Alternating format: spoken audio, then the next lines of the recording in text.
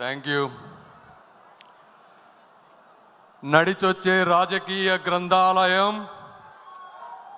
40 ఏళ్ల అనుభవాల విశ్వవిద్యాలయం, నిత్య నూతన ఆలోచనల విజ్ఞాన క్షేత్రం అయినటువంటి మాన్యశ్రీ ముఖ్యమంత్రి, గౌరవ ముఖ్యమంత్రి శ్రీ నారా చంద్రబాబు నాయుడు గారికి ఓటమికి దడవని గుండె, ఒక చేత్తో పసుపు పచ్చ జెండా, మరో చేత్తో అభివృద్ధి అజెండా పట్టుకొని భవిష్యత్తుకు భరోసా ఇస్తున్నటువంటి మన యువనేత, ప్రియతమ నేత శ్రీ నారా లోకేష్ గారికి, అదేవిధంగా పార్టీని బాధ్యతాయుతంగా ముందుకు నడిపిస్తున్నటువంటి పల్లా శ్రీనివాస్ గారికి, పసుపు పొన్న వేదిక, పసుపు సైన్యపు వేడుక అయిన ఈ మహానాడుకు విచ్చేసినటువంటి నాయకులకు, నిస్వార్థమైన కార్యకర్తలకు నమస్కారం. ఈరోజు కడప గడపలో లక్షలాది మంది తెలుగు సైన్యం ఒక చోట కలుసుకుంటున్నారు అంటే, అదేవిధంగా మాలాంటి వాళ్ళు ఎక్కడో ఉన్నా ఈరోజు రాష్ట్రానికి తిరిగి వచ్చి ప్రజాసేవ చేయాలి అని ముందుకు వస్తున్నామంటే దానికి మొట్టమొదటి కారణం మరణం లేని మహానాయకులు, అకుంఠిత దీక్షా దక్షులైనటువంటి అన్న నందమూరి తారక రామారావు గారు. మరి ఒకసారి 2019 తర్వాత చూస్తే 24 వరకు జరిగిన అరాచకం మీ అందరికీ తెలుసు. ఎలక్షన్ల ముందు వచ్చినప్పుడు, ఎలక్షన్లు 3-4 నెలల ముందు ఉన్నప్పుడు నాకు కూడా ఎంతోమంది, వందల మంది కార్యకర్తలు, నాయకులు మెసేజ్లు పెట్టేవాళ్ళు, ఫోన్లు చేసేవాళ్ళు. సార్, మనం బీజేపీతో పొత్తులో లేకపోతే అద్భుతంగా గెలుస్తాం, మీరు దయచేసి చంద్రబాబు నాయుడు గారికి చెప్పండి పొత్తు వద్దు అని. అయితే ఆ రోజు నారా చంద్రబాబు నాయుడు గారి దగ్గరికి వెళ్ళి నేను ఒకటే చెప్పాను, సార్, తలలు పగిలినా, రక్తం చిందినా వెనకడుగు వేయని ధైర్యవంతులైనటువంటి కార్యకర్తలు, మాలాంటి నాయకులు మీ అందరికీ వెనుకగా ఉంటాం. మీకున్నటువంటి అపారమైనటువంటి అనుభవంతో మీకు నచ్చిన నిర్ణయం తీసుకోండి అని చెప్పి ఆ రోజు నేను కూడా చెప్పడం అయింది. ఆ రోజు శ్రీ నారా చంద్రబాబు నాయుడు గారు ఒక స్థిత ప్రజ్ఞతతో తీసుకున్నటువంటి ఒక నిర్ణయం, వెంటిలేటర్ మీద ఉన్నటువంటి ఆంధ్రప్రదేశ్ని ఈరోజు ఆక్సిజన్ మీద తీసుకొచ్చినటువంటి పరిస్థితి. మరి ఈరోజు చూస్తే గత 5 సంవత్సరాల్లో జగన్మోహన్ రెడ్డి గారికి పూర్తి అధికారం ఉంది, కావాల్సినంత మంది ఎంపీలు ఉన్నారు, కావాల్సినంత అవినీతి సొమ్ము ఉంది, ఆయనకు కూడా కొద్ది గొప్ప ధైర్యం ఉంది, అయినా కూడా ఏమీ చేయలేకపోయారు. మరి ఈరోజు చూస్తే తెలుగువాడు తలెత్తుకునేలా, తెలుగు జాతి గర్వపడేలా, ప్రపంచమంతా మన వైపు చూసేలా అమరావతి నగరం అద్భుతంగా రూపుదిద్దుకోబోతా ఉంది. ఈరోజు ఒక్కసారి అక్కడికి వెళ్ళి చూడండి. గత 5 సంవత్సరాల్లో అప్పుడు 14-19 మధ్య ఒక 2 యూనివర్సిటీలు వచ్చినాయి. ఆ 2 యూనివర్సిటీలు అమెరికాలో కూడా అంత అద్భుతంగా లేవు అని చెప్పి మీకు చూస్తే తెలుస్తుంది. అదేవిధంగా రాబోయేటువంటి అమరావతి మహానగరం చరిత్రలో ఒక మైలురాయిగా మిగిలిపోబోతా ఉంది. అదేవిధంగా మరి ఆగిపోయిన పోలవరం నేను చూశాను. నారా చంద్రబాబు నాయుడు గారు ఎన్నిసార్లు ఢిల్లీ వచ్చేవారు, ఎన్నిసార్లు కేంద్ర మంత్రులతో కలిసేవారు, ఏ విధంగా పోలవరాన్ని నెలలా ఫాలో అప్ చేస్తూ ముందుకు తీసుకువెళ్లారో ప్రత్యక్షంగా చూసినటువంటి వ్యక్తిని. అదేవిధంగా ఆగిపోయింది, ఆరిపోయింది అనుకున్నటువంటి విశాఖ స్టీల్ ప్లాంట్ని అర్ధరాత్రి 12-1 గంటల వరకు కూర్చొని స్టీల్ మినిస్టర్స్ తోటి, నిర్మలా సీతారామన్ గారితో కూర్చొని దానిని పూర్తి చేసినటువంటి మహానుభావులు శ్రీ నారా చంద్రబాబు నాయుడు గారు. మరి ఈరోజు రాయలసీమ ప్రాంతం చూసుకుంటే 5,000 కోట్ల రూపాయలతో 2 పారిశ్రామిక పార్కులు వస్తూ ఉన్నాయి. బీపీసీఎల్ ద్వారా 95,000 కోట్ల రూపాయల పెట్రోకెమికల్ కారిడోర్ వస్తూ ఉంది. అదేవిధంగా రైల్వే ప్రాజెక్టులు చూసుకుంటే ఈ సంవత్సరమే 9,000 కోట్ల రూపాయలు రైల్వే డబుల్కి, ట్రిపుల్కి, అదేవిధంగా అద్భుతంగా తీర్చిదిద్దే రైల్వే స్టేషన్ల కోసం అన్ని ప్రాంతాల్లో ఆర్ఓబీలు, ఆర్యూబీలు, వందే భారత్ ట్రైన్లు ఇవన్నీ వస్తూ ఉన్నాయి. ఒకప్పుడు ఆంధ్ర రాష్ట్రానికి కేంద్ర బడ్జెట్లో రైల్వేకి 1000 కోట్లు కూడా ఉండేది కాదు. అలాంటిది కేవలం 1 సంవత్సరంలో 9,000 కోట్లు, 5 సంవత్సరాల్లో 50,000 కోట్ల రూపాయలు ఈరోజు వస్తూ ఉంది. అదేవిధంగా నేను ఎంతోమంది నాయకుల్ని చూశాను, కానీ ఒక వ్యక్తి యొక్క కార్యదీక్షత, నేను వారు ఇక్కడ ఉన్నారని వారు పొగటం గురించి నేను చెప్పడం లేదు. వ్యక్తిగతంగా నాకు ఎటువంటి స్వార్థం లేదు, దేవుడు అన్నీ ఇచ్చాడు. అయితే ఈ వాస్తవాలు కూడా ప్రజలకు తెలియాలని ఈరోజు చెప్తా ఉన్నాను. ప్రపంచంలో మన ఇండియాలో ఈరోజు మీరు తీసుకుంటే అత్యధిక వెడల్పు ఉన్నటువంటి రోడ్డు 14 లైన్లు ఉన్నటువంటి రోడ్డు, అది 160 ఫీట్లు ఉన్నటువంటి రోడ్డు. ఇలాంటి రోడ్డే అమరావతి ఔటర్ రింగ్ రోడ్డుకి కేంద్ర ప్రభుత్వం ప్రతిపాదించింది. అయితే నారా చంద్రబాబు నాయుడు గారు దాన్ని 230 ఫీట్ల రోడ్డు కావాలని అడిగారు. ఆ రోజు గడ్కరీ గారు ఉండి ఇండియాలోనే ఇంత పెద్ద రోడ్డు లేదు, అమరావతిలో అక్కడ జనం లేరు, ఎందుకు మీకు అంత పెద్ద రోడ్డు అంటే నారా చంద్రబాబు నాయుడు గారు చెప్పినవి, సార్ నేను ఉంటానో ఉండనో తెలియదు, ఈరోజు మీరు హైదరాబాద్ చుట్టుపక్కల చూస్తే ఒకప్పుడు అక్కడ కూడా కార్లు వెళ్ళేవి కాదు, ఈరోజు అక్కడ ట్రాఫిక్ జామ్ అయిపోతుంది. అయితే నాకు తెలుగు జాతిపై ఉన్నటువంటి ఒక నమ్మకం, ఆంధ్రప్రదేశ్ ప్రజలపై ఉన్నటువంటి ఆ స్ఫూర్తిపై ఉన్నటువంటి నమ్మకం, ఈరోజు ఆంధ్రప్రదేశ్ ఈరోజు ఇలా ఉంటే ఉండొచ్చు, కానీ 25 సంవత్సరాల తర్వాత అక్కడ 1 ఎకరం భూమి కూడా మేము కొనలేం. కాబట్టి మీరు ఎట్టి పరిస్థితుల్లో దాన్ని 230 ఫీట్లు చేయండి. దీనికి అవసరమైతే నేను 1000 కోట్ల రూపాయలు మా రాష్ట్రం నుంచి వస్తాను, నేను చూడకపోయినా నా ఆంధ్ర రాష్ట్ర ప్రజలు ఈ రోడ్డుపై అనుభవించాలి అని చెప్పినటువంటి వ్యక్తి, దీనికి నేను ప్రత్యక్ష సాక్షి అని చెప్తా ఉన్నాను. అదేవిధంగా జగన్మోహన్ రెడ్డి గారు గత 5 సంవత్సరాల్లో రాష్ట్రంలో ఉన్నటువంటి అనేక వ్యవస్థలు, స్కీములు అన్నిటినీ కూడా నాశనం చేసినటువంటి వ్యక్తి. 90 స్కీములు ఉన్నాయి, దాదాపుగా 90 స్కీముల్లో 90 స్కీములు కూడా ఒక ఇన్స్టాల్మెంట్ తీసుకొని వాటికి స్టేట్కి మ్యాచింగ్ ఇవ్వాల్సిన డబ్బులు ఇవ్వకుండా ప్రతి వ్యక్తికి, వ్యవస్థకి అన్యాయం చేసినటువంటి వ్యక్తి శ్రీ జగన్మోహన్ రెడ్డి గారు.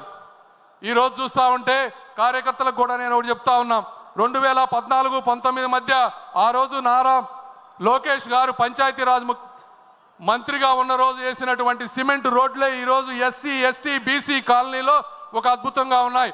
ఒక్కసారి ఊహించుకోండి, గత 5 సంవత్సరాల్లో ఆ సిమెంట్ రోడ్లు వేసి ఉండకపోతే ఒక్క ప్రాంతంలో కూడా తిరగడానికి రోడ్లు ఉండేవి కావు. మళ్ళీ అదేటువంటి అభివృద్ధి ఈరోజు ఎక్కడ చూసినా రాయలసీమ ప్రాంతంలో ప్రతి నియోజకవర్గానికి 20 కోట్ల రూపాయలతో జాతీయ ఉపాధి హామీ పథకం నిధులతో 20 కోట్ల రూపాయలతో ఈరోజు సిమెంట్ వర్కులు జరుగుతూ ఉన్నాయి ప్రతి ప్రాంతంలో. కార్యకర్తలకు 2 ఇబ్బందులు ఉన్నాయి. ఒకటి 14-19 మధ్య చేసినటువంటి కొన్ని నిధులు ఒక 180 కోట్ల రూపాయలు మీకు రావాల్సినవి రావలేదు. దీనికి కారణం ఆ రోజు జగన్మోహన్ రెడ్డి గారు 30% వర్క్స్ తెలుగుదేశం పార్టీ నాయకులవి వీరు పనులు చేసినా చేయలేదు అని చెప్పి సెంట్రల్ గవర్నమెంట్లో కంప్లీట్గా మూసివేస్తే అవి ఈరోజు తెరవలేని పరిస్థితిలో ఉన్నాం. ఆ 180 కోట్లు కూడా తీసుకొచ్చే బాధ్యత మేము తీసుకుంటాం. అయితే కేంద్రం ఏమన్నా ఇస్తుందేమోనని మొదటగా ప్రయత్నం చేస్తున్నాం. కేంద్రం ఇవ్వని రోజు రాష్ట్ర ప్రభుత్వం ఆ 180 కోట్లు ఇస్తుంది. అదేవిధంగా ఈరోజు 2000 కోట్ల రూపాయలు నిధులు మన జాతీయ ఉపాధి హామీలో పెండింగ్ పనులు ఉన్నాయి. నేను ఇక్కడున్నా కూడా నిన్న ఫాలో అప్ చేస్తూ ఉన్నాం. రాత్రే దానికి కన్ఫర్మేషన్ వచ్చింది. ఆ 2000 కోట్ల రూపాయలు కూడా వచ్చే వారం 10 రోజుల్లో మీ అందరికీ వస్తున్నాయని చెప్పి మీ అందరికీ నేను తెలియజేస్తా ఉన్నా. అదేవిధంగా ఈరోజు ఎక్కడ చూసినా, ఏ పల్లెకు చూసినా ప్రతి వ్యక్తి దాహంతో గొంతెత్తేటువంటి పరిస్థితి. ఈ పరిస్థితిని గుర్తించినటువంటి శ్రీ నరేంద్ర మోదీ గారు అద్భుతమైనటువంటి జల్ జీవన్ మిషన్ని 20,000 కోట్ల రూపాయలతో ఆంధ్రప్రదేశ్కి ఇచ్చారు. అందులో కేంద్ర భాగం 14,000 కోట్లు, రాష్ట్ర భాగం 6,000 కోట్లు. ఇది జగన్మోహన్ రెడ్డి గారి పరిపాలనలో వచ్చింది. అయితే కేవలం జగన్మోహన్ రెడ్డి గారు 2,000 కోట్ల రూపాయలు మాత్రమే ఖర్చు పెట్టి 12,000 కోట్ల రూపాయలు నిరుపయోగంగా చేసి ఈరోజు ప్రతి ఇంటికి నీరు వచ్చే విధాన్ని రాకుండా చేసినటువంటి వ్యక్తి. ఆ స్కీమ్ కూడా ఈ 26కి ఎండ్ అయిపోతుంది. శ్రీ నారా చంద్రబాబు నాయుడు గారు వచ్చే ప్రతి మినిస్ట్రీ, జలశక్తి మినిస్టర్తో ఈరోజు మాట్లాడుతూ ఉన్నారంటే ఎందుకు కలుస్తున్నారు అంటే ఆ స్కీమ్ను ఇంకొక 5 సంవత్సరాలు ముందుకు తీసుకువెళ్తే మళ్ళీ మనం ఏదో విధంగా 6,000 కోట్ల రూపాయలు మ్యాచింగ్ చేసి 20,000 కోట్ల రూపాయలతో ప్రతి ఇంటికి ఇక జీవితంలో నీటి సమస్య లేకుండా, నీటి సమస్య లేవటం అంటే కేవలం ఒక బోరు వేసి నీళ్లు వేయటం కాదు. ఎక్కడెక్కడ నదులు ఉన్నాయో తరతరాలు మారినా కూడా నీటి ప్రవాహం తగ్గదో అలాంటి వాటి నుంచి, సస్టైనబుల్ వాటర్ నుంచి, ఆ ప్రాంతాల నుంచి పైప్ లైన్లు వేసి పేదలకి ఎప్పుడు నీరు సమస్య లేకుండా చేయటంలో ఆయన నిరంతరం కృషి చేస్తూ ఉన్నారు. దానికి కూడా నేను సాక్షి అని మీ అందరికీ తెలియజేస్తా ఉన్నా. ఈరోజు అదేవిధంగా అర్బన్ ప్రాంతాల్లో కూడా నీటి సమస్య ఉంది, పట్టణాలు పెరిగిపోతూ ఉన్నాయి. ఇలాంటి పథకం ఒకటి అమృత్ స్కీమ్ అని సెంట్రల్ గవర్నమెంట్లో ఉంది. సెంట్రల్ గవర్నమెంట్ స్కీమ్కి మళ్ళీ కావాలంటే స్టేట్ గవర్నమెంట్ నుంచి ఒక 50-60% నిధులు కావాలి. ఎందుకంటే అర్బన్లో ఎక్కువ ఇవ్వరు సెంట్రల్ గవర్నమెంట్, రాష్ట్రం దగ్గర డబ్బులు లేవు.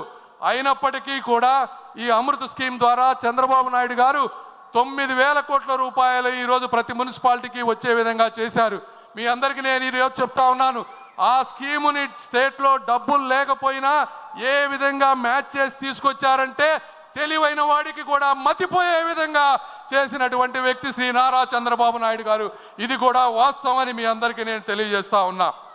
అదేవిధంగా ఇవన్నీ జగన్మోహన్ రెడ్డి గారు 24 గంటలు మైనారిటీలు, నా ఎస్సీలు, నా ఎస్టీలు, నా బీసీలు అని మాట్లాడుతూ ఉంటారు. ఆయన చేసినటువంటి అన్యాయం మీకు ఒకటి చెప్తా. ఒక స్కీమ్ ఉంది. నేను మా గుంటూరు ప్రాంతంలో మైనారిటీ సోదరులు చాలా ఎక్కువ మంది ఉన్నారు. ఈ మైనారిటీ సోదరులకు ఏదన్నా చేయాలని చెప్పి ఆ మైనారిటీ మినిస్ట్రీకి వెళ్తే PMJVK అని ఒక ప్రధానమంత్రి జన వికాస్ కార్యక్రమం అని ఉంది. దీనికి సంవత్సరానికి 2,000 కోట్ల రూపాయల నిధులు ఉన్నాయి. గత 3 సంవత్సరాల్లో ఒక్క రూపాయి కూడా వాడుకోలేదు. ఎందుకు వాడుకోలేదయా అంటే మనం ఉన్నప్పుడు 500 ప్రాజెక్టులు తీసుకొస్తే కేవలం 55 మాత్రమే కట్టారు. సెంట్రల్ టీము, స్టేట్ టీము వచ్చి వెరిఫై చేస్తే అందులో సగం కట్టలేదు. నిధులన్నీ దుర్వినియోగం అయిపోయినాయి. ఇప్పుడు స్టేట్ వచ్చి చూస్తే అక్కడ మేము ఇచ్చిన డబ్బులకి ప్రాజెక్టులు లేవు అని చెప్తే ఇప్పుడు దాదాపుగా 230 కోట్ల రూపాయలు స్టేట్ గవర్నమెంట్ సెంట్రల్కి పే చేసి ఆ బాకీలు తీర్చి ఆ దొంగ సర్టిఫికెట్లు తీసేస్తే మళ్ళీ 2,000 కోట్ల రూపాయలు వాడుకునేటువంటి పరిస్థితి రాబోతా ఉంది. ఈ విధంగా ప్రతి వ్యక్తికి అన్యాయం చేసినటువంటి మహానుభావుడు శ్రీ జగన్మోహన్ రెడ్డి గారు. మీకు ఆఖరిగా చెప్తా ఉన్నా, ఇవన్నీ ఇప్పటి వరకు ఉన్నటువంటి స్కీమ్స్ మీకు తెలిసినవి. అదేవిధంగా మొన్న వచ్చారు, 7 మంత్రులు కలిశారు. అందులో ఒక ముఖ్యమైనది డిఫెన్స్ క్లస్టర్. డిఫెన్స్ క్లస్టర్కి ఆయన మరి ఫ్లైట్లో రాసుకున్నారో ఎక్కడ రాసుకున్నారో తెలియదు, కానీ రాయలసీమ ప్రాంతాన్ని 5 భాగాలుగా విభజించారు. ఒక చోట మిసైల్స్ తయారు చేయాలని, ఒక చోట కమర్షియల్, అదేవిధంగా మిలిటరీ ఎయిర్ క్రాఫ్ట్స్ తయారు చేయాలని, ఒక ప్రాంతాన్ని ఈ మందుగుండ్లన్నీ కూడా స్టోరేజ్ చేసుకునే విధంగా చేయాలని, ఒక ప్రాంతాన్ని డ్రోన్ సిటీగా చేయాలని, ఈ విధంగా ఉన్నటువంటి విశాలమైనటువంటి ప్రాంతాన్ని మా దగ్గర 1000 ఎకరాలు ఉన్నాయి, మీరు రండి మీరు అని చెప్పి రాజ్నాథ్ సింగ్ గారి దగ్గర కూర్చొని రాయలసీమ ప్రాంతాన్ని కూడా నిరక్షరాస్యత లేకుండా చేయాలని ఒక కంకణం పట్టుకున్నారు. అది తెలిసిన వ్యక్తి ఈరోజు కర్ణాటకలో వాళ్ళందరూ భయపడేటువంటి పరిస్థితికి వచ్చారు. ఎందుకంటే మీ అందరికీ సార్ మీరు కూడా ఏమనుకోవద్దు, నేను ఈ వాస్తవం ప్రజలకు తెలియాలని చెప్తా ఉన్నాను. ఢిల్లీలో నేను ఒకసారి ఆఫీస్లో ఒక సెక్రటరీలను అడిగా, మా సార్ గురించి మీరు ఏమనుకుంటారు మా చంద్రబాబు నాయుడు గారి గురించి అని అడిగితే వాళ్ళు ఒకటే చెప్పారు, ఒక ప్రాంతంలో వరదలు ఉన్నాయని, కరువు ఉన్నాయని, రెండిటికి డబ్బులు తీసుకెళ్ళినటువంటి సమర్థమైనటువంటి వ్యక్తి శ్రీ నారా చంద్రబాబు నాయుడు గారు అని చెప్పారు. అంటే అది బాబు గారికి ఉన్నటువంటి కార్యదక్షత. ఈరోజు పక్క రాష్ట్రం వాళ్ళు భయపడతా ఉన్నారు, చంద్రబాబు నాయుడు గారు ఇక్కడ ఉంటే ఎక్కడ ఇవన్నీ తీసుకువెళ్తారో అని. ఏదేమైనప్పటికీ నేను కూడా, మీరు కూడా ఇక్కడ రాయలసీమ ప్రాంత వాసులు చాలా మంది ఉన్నారు. కడప ప్రాంతంలో మొదటిసారిగా మహానాడు జరుగుతుంది. ఈ రాయలసీమ రతనాల సీమ, రాగాల సీమ, అనురాగాల సీమ. ఈ ప్రాంతంలో ఉన్నటువంటి నిరుద్యోగులందరికీ కూడా ఉద్యోగాలు కల్పించేటువంటి శక్తి ఉన్నటువంటి యువనేత శ్రీ నారా లోకేష్ గారు. అదేవిధంగా మీరందరూ కూడా చాలా కోపంతో ఉండుండొచ్చు. ఒక్కడే గుర్తుపెట్టుకోండి, కలం పట్టుకున్నవాడు, కత్తి పట్టుకున్నవాడు కత్తితోనే చచ్చిపోతాడు, కలం పట్టుకున్నవాడు కలల్ని జయిస్తాడు అని నమ్మేటువంటి సిద్ధాంతం ఉన్నటువంటి వ్యక్తులు శ్రీ నారా చంద్రబాబు నాయుడు గారు, లోకేష్ గారు. ఈ రోజున మరి ఈరోజు మీరు ఎంపీలు చూస్తూ ఉంటే గత 5 సంవత్సరాల్లో మీరు చూసిన ఎంపీలు ఎవరు? ఒక నందిగం సురేష్ గారు, అదేవిధంగా ఒక అవినాష్ రెడ్డి గారు, ఒక మాధవ్, ఒక మిథున్ రెడ్డి. మరి ఈ రోజు ఉన్నటువంటి ఎంపీలు ఎలా ఉన్నారు మీరే ఆలోచించండి. ఆ రోజు మిథున్ రెడ్డి గారు ఏమన్నారు? ఒక నిండు సభలో అధికార మదంతో, అవినీతి సొమ్ముతో, ఏకవచనంతో యువతకు స్ఫూర్తి అయినటువంటి, బడుగు బలహీన వర్గాలకు చెందినటువంటి, కనీసం చీమకు కూడా అన్యాయం చేయనటువంటి చిరునవ్వుతో చిందించే రామ్మోహన్ నాయుడు గారిని ఏమన్నారో మీ అందరికీ తెలుసు. అలాంటి వ్యక్తిని ఈ రోజున కేంద్ర మంత్రిని చేసి దేశ విదేశాలు చెప్పుతూ అందరి చేత సెల్యూడ్ కొట్టించే విధంగా చేసినటువంటి వ్యక్తి శ్రీ నారా చంద్రబాబు నాయుడు. మరి ఈరోజు ఉన్నటువంటి ఎంపీలు ఎవరు? ఒక దగ్గుమళ్ళ ప్రసాదరావు గారు, ఒక కృష్ణప్రసాద్ గారు, ఒక బైరెడ్డి శబరి గారు. ఇలాంటి గొప్ప గొప్ప చదువుకున్న వ్యక్తులందరినీ కూడా రాజకీయాల్లో తీసుకొచ్చారు. వీళ్ళందరూ అక్కడ ఉన్నటువంటి ఎంపీలందరికీ జగన్మోహన్ రెడ్డి గారు మైన్స్ అప్పచెప్పారు, మందు అప్పచెప్పారు. బాబు గారు ఏమప్పచెప్పారో తెలుసా? ఒక్కొక్కరికి ఒక డిపార్ట్మెంట్ అప్పచెప్పారు. నువ్వు శిశు సంక్షేమ శాఖ చూసుకో అన్నారు. ఒకరికి పోర్టులు చూసుకోమని చెప్పారు. వీళ్ళు ఆ స్కీములన్నీ చదివి వస్తే బాబు గారు వస్తున్నారంటే భయపడేటువంటి పరిస్థితికి తీసుకొచ్చినటువంటి వ్యక్తి నారా చంద్రబాబు నాయుడు గారు.